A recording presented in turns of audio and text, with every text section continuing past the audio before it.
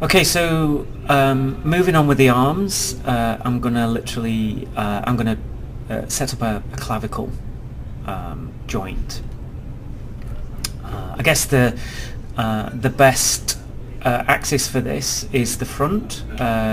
So let's go into front view, and the clavicle is the shoulder collarbone, if you like, and let's just define that there. Okay, not so difficult. Let's go into perspective. Let's go into shaded mode, and you can see that I actually like the clavicle to have this end joint. It's not part of the skinning, but it's a visual representation of which way the joint is facing, and I generally keep that end joint there. I actually parent the upper arm to it, so when we rotate the clavicle, obviously the upper arm goes with it. So let's undo those. You can say it's unnecessary. I'm sure a lot of people would say it is. So in that respect, you can literally parent the upper arm straight to that joint and delete this end joint.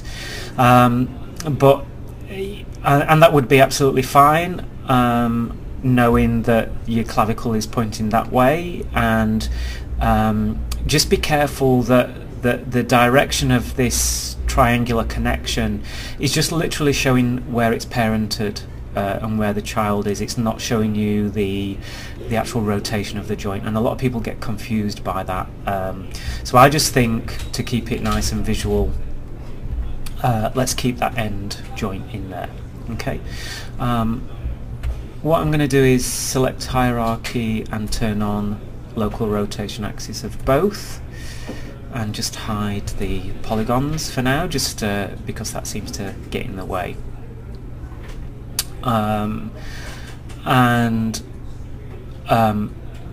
So it's just making sure that the local rotation axes of the joints are all lined up correctly.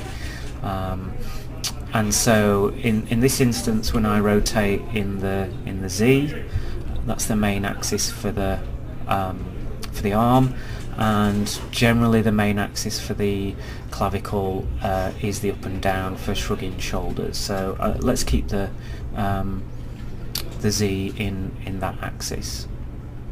Okay. So that all looks good. Just to check the end joint. Yep, all the joint orients are zeroed out.